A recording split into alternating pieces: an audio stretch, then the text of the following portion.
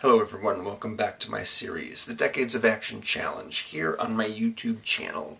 This series is inspired by the Epic Film Challenge by Forkerball and Razorwire Reviews.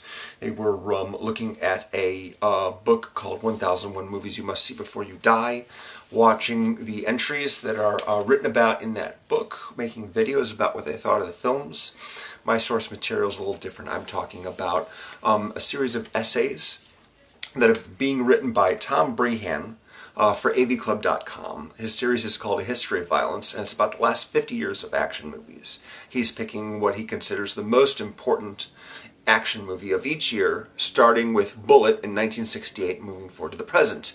And this week I'm talking about his entry for 2010. Closing in on the end of the year, closing in on the end of this list, which should be 2017. There's only, 6 more films to go, 6 more weeks to go after this one.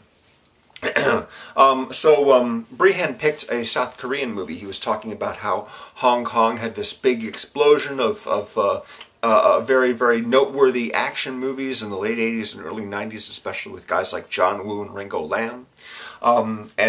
He recognized that South Korea was doing some really exciting things, and he picked a movie called The Man from Nowhere, which was the top-grossing movie in South Korea in 2010.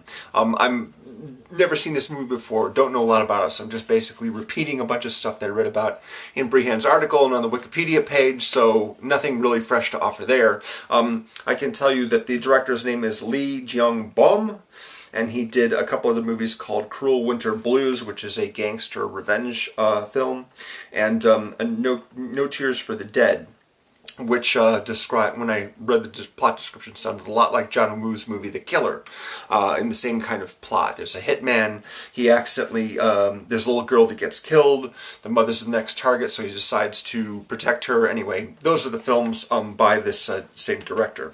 The main character is played by a guy named Won Bin, yes. He is a former agent, just a law enforcement type who's very, very skilled with weapons and martial arts and what have you, but he doesn't appear that way at first. He appears to be just some lonely guy living in an apartment building running a pawn shop, and his only real social contact is with a little girl who comes by to visit him and annoys him, but of course he likes being annoyed by her because she's the only contact that he really has. Otherwise he's just very, very isolated. Her mother, the little girl's mother, is a heroin addict, and she chides him for spending time with a little girl. She's just like, what are you, a pedophile? Don't spend time with my little girl anymore. By the way, you're very cute. You want to ask me out sometime? I'm just like, what is with this lady, honestly? She ends up stealing some heroin. There's a drug deal going down at the club where she works. She steals some. The gangsters find out it was her. They go to her place. They kidnap her and her little girl. And so this former agent springs into action. The action in this movie, the violence, is pretty quick and sudden for the most part, with the exception of the end of the movie, which has a huge fight between the main character and a bunch of gangster types in a room. He's just slashing up all these guys with a knife. It's pretty exciting. With some of the other characters, we've got, gangsters, mostly just gangsters, basically organized crime types. They try and set him up with their rival, basically, to get them all busted by forcing him to be a messenger for them. And his goal really is just get the little girl back. The little girl's in danger. She's being held captive by these guys, by this criminal organization, so he's gonna do whatever he can to find her, rescue her, and burn down the organization and kill as many of these guys as possible. The cops, they're onto what's going on here, but there's not a lot they can do to stop this guy. He escapes from their custody very easily after beating up a bunch of people. So a lot of these people here in the movie I've never really seen. I could tell you all their names, but I'm just going to leave all their names in the description so you can read it for yourself. And of course, you can read the article, link below, the article on The Man from Nowhere, and also the Wikipedia page.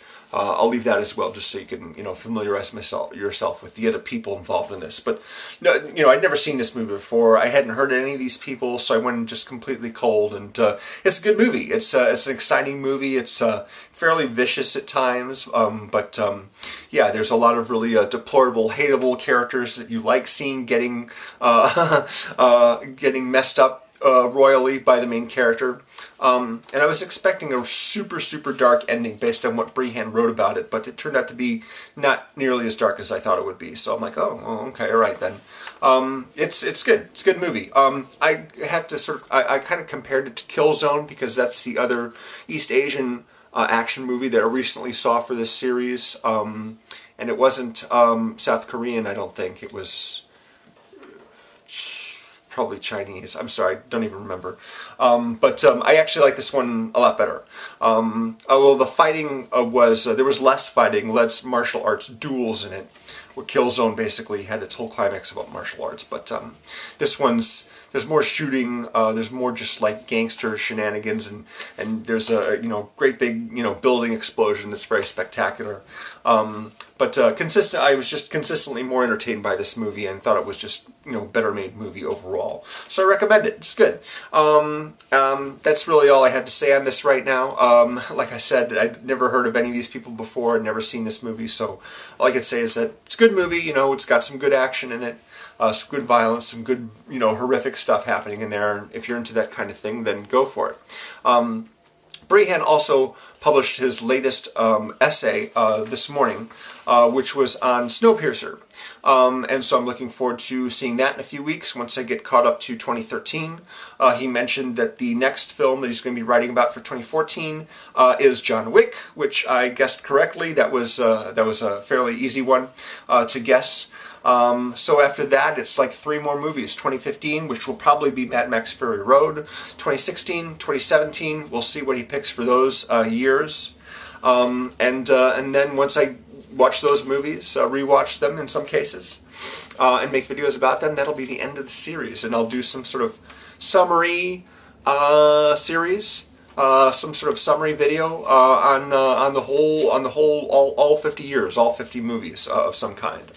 Few favorites or what have you. I don't know, we'll see.